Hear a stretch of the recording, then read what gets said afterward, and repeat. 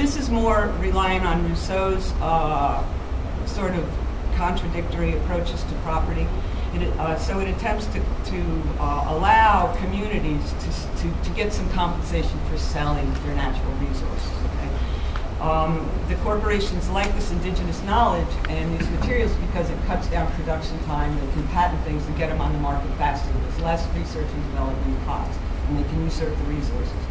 So this shows the weakness because Rousseau fails to challenge the institution of private property, but he admits it's a root of inequality, right? He does not believe in the unlimited right to private property, but sort of a kinder, gentler thing where an individual who tries to private property is circumscribed by the community where the individual belongs. Okay, so what are the examples of these? So corporate profits are estimated in 2005, this is Irving's work, at $32 billion annual market for these drugs based on traditional medicine, right? CBD tries to say, well, give us some share and we'll give you our property. So some examples are Costa Rica sold their the access to their insects and plants, right, to Merck for $1 million and some undisclosed royalty, 5% of profits perhaps. Monsanto's doing this with Peru, Bristol Myers Squibb in Suriname. And actually the Yellowstone National Park, the microorganisms from the springs, the rights for those have been sold to Diversiport. That might be a national company, but you see what's happening. I didn't hear about that. My resources were sold. That's public property. I didn't hear about that. Did anyone in this room?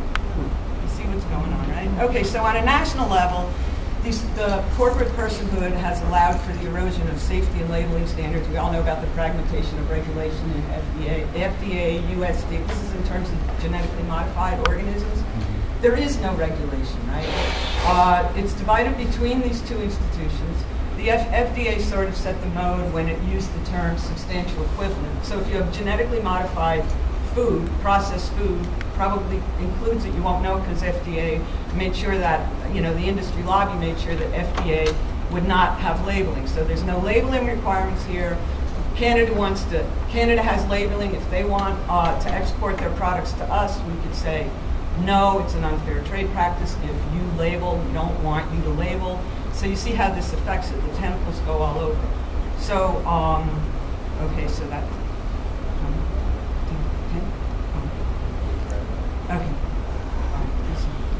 Okay, so what were the conditions that led to this? Okay, the rampant privatization of research and its effect on academia and everything. Well, with Reagan and Thatcher, you had the erosion of labor rights. You had all of these conditions, tax breaks that allowed for corporations to move forward. You also had the now famous Chakrabarty patent, which allowed microorganisms to be patented, right, recombinant ones.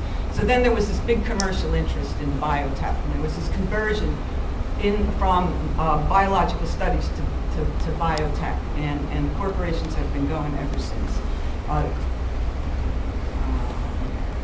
So that's it. So the conclusion is, and I had some readings, but I don't have time.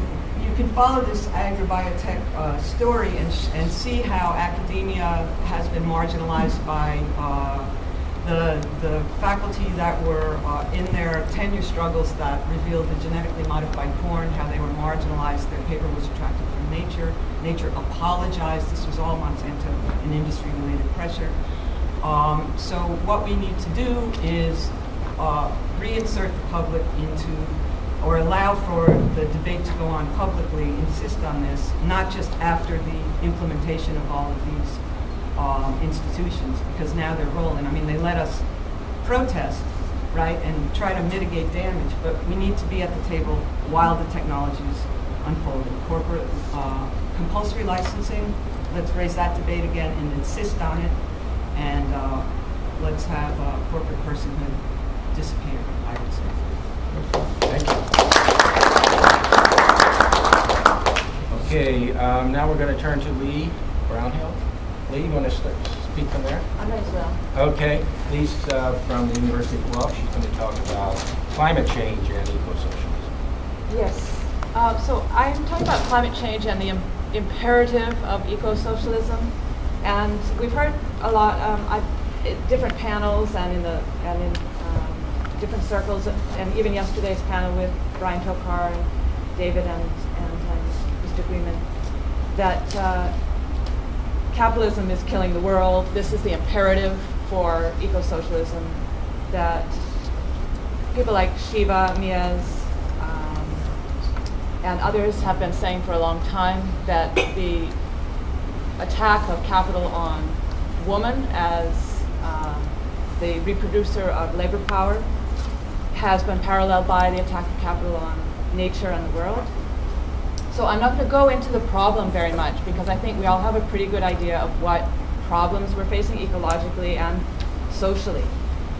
Sexism being one of them, racism, of course, and these all being dividing lines that capital uses to keep the class of dispossessed people divided.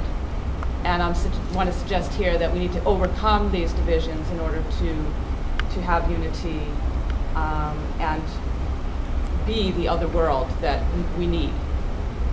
I'm going to point first to some solutions and then some obstacles and some possible responses, actually, to some of these obstacles.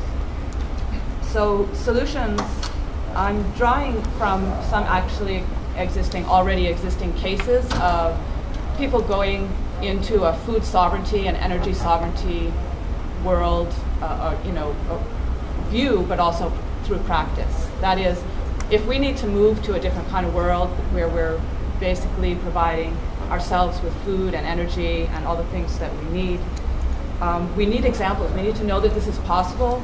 Marx said that to be human is to be able to conceive of a thing and then to make it happen. And this is not just an individual practice, but a social practice.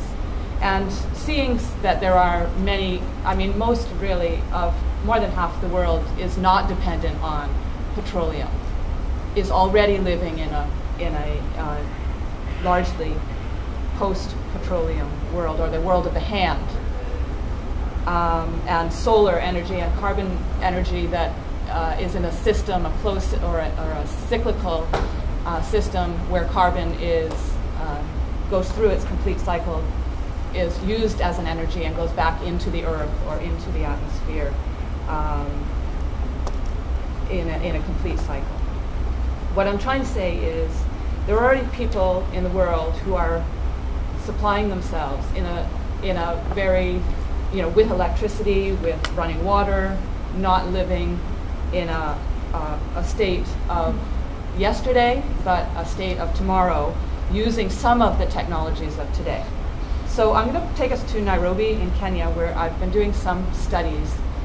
And among slum dwellers in the city of Nairobi, in a place called Huruma, there are drastic, it's sort of the worst place, not to put people on or places on a scale, but it's among the worst places you can imagine living, where there's, the most dense population, the least amount of services and actual facilities. So very tiny rooms with holding 8 or 10 people, made of tin with dirt floors, and ditches outside for sewer, and flying toilets, which is you poo in a bag and you toss it.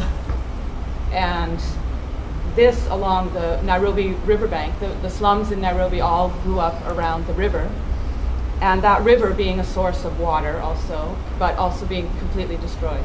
So some youth and the householders, these are mainly women-headed households, very many unemployed, single family, single men, not single family. And these young men who are now trying to join together with women in the community who they see as very responsible, effective, trustworthy. Women in organizations like this that I'm speaking of, it's a group called Muungano wa Wanavijiji, the organization of villagers, always have a woman treasurer, and the men and the women insist on this. So in this group that I'm talking about, that has done many things in terms of housing, joint savings, making small businesses to raise more money to build houses. They've built about 35 permanent stone houses over the last 6 years with running water and electricity. And we're talking about those people, those millions who make less than $1 a day, and how they could do this is through their unity.